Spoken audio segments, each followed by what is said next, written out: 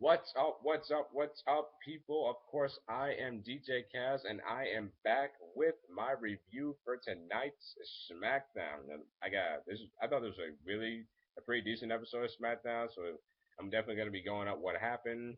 Of course, we kicked off SmackDown with Dean Ambrose versus Sheamus, and of course, Dean Ambrose is just coming off of what he did with Roman Reigns attacking the reuniting Wyatt family this past Monday Night Raw. And of course, we all know Sheamus is Mr. Money in the Bank, and of course, we all know he's gonna keep losing matches, and he's gonna be world champion, which I personally do not want to see Sheamus be world champion again after his last run in 2010.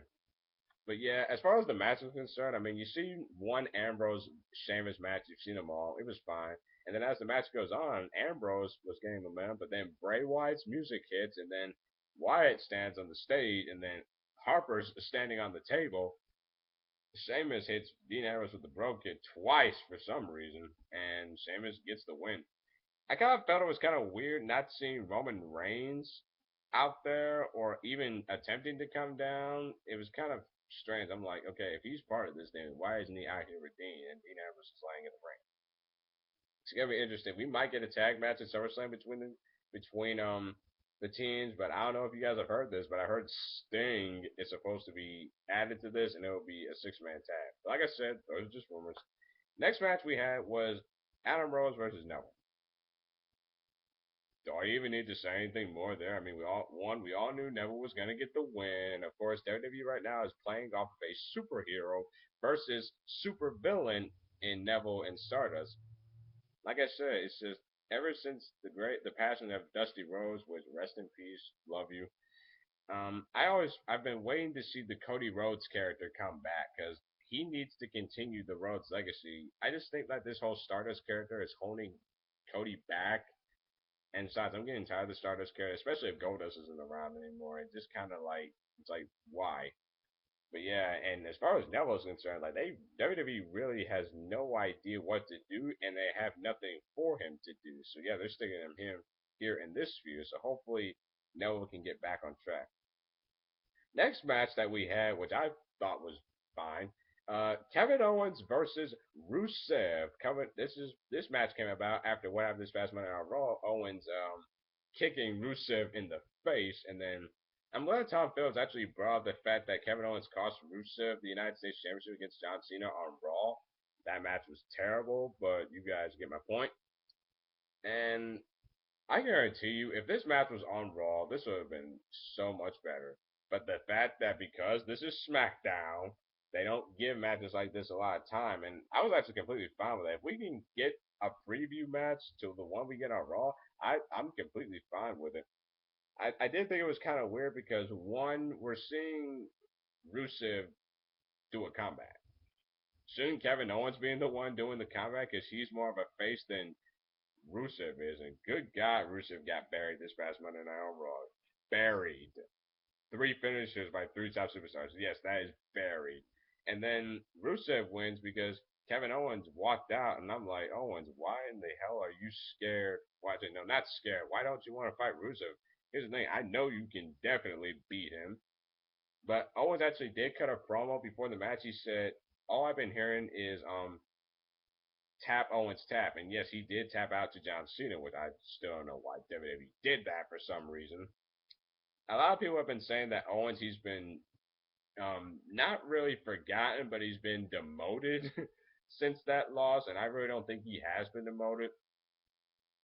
But yeah, he walked down there, and then Owens, as he left, he proceeded to the back where Cesaro, he was kind of getting interviewed, and Cesaro was talking about how like I haven't seen my family in since Christmas in 11 years, and I miss my own best friend's wedding because I love wrestling. I thought that was great. Definitely gets us to know the Cesaro character a lot more, which we've been lacking out of him.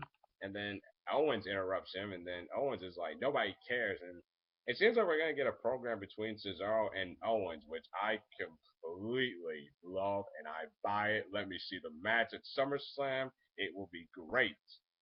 And then the next match that we had was the Divas Revolution thing continuing.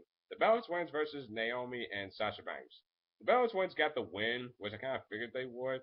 I'm just glad Nikki Bella did not pin Sasha Banks. Now, if she would have pinned Sasha, we would have had huge problems because no NXT diva has been pinned yet, and that's the way it needs to stay.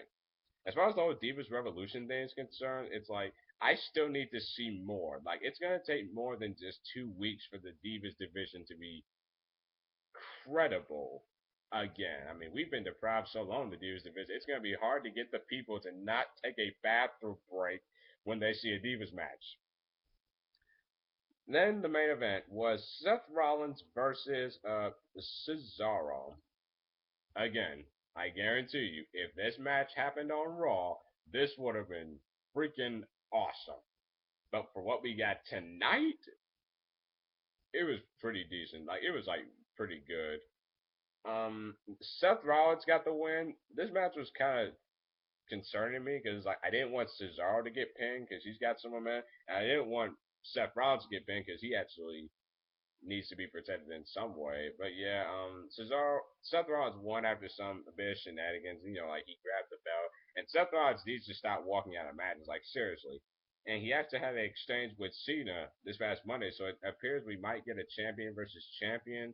My thoughts on that, it's like, okay, are we gonna call the WWE now the WWE United States Heavyweight Championship belt if they want to unify those?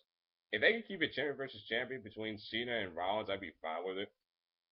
And then after the match, Owens actually came down and he attacked Cesaro, of course, continuing the feud. And like I said, and a lot of people might think that since Owens, like I said, a lot of people are concerned. A lot of people are upset with WWE right now because Owens he kind of like lost the feud with Cena, and they feel like he's been demoted. And a lot of people think that when you feud with Cena, feuding with a guy like Cesaro, you've been demoted.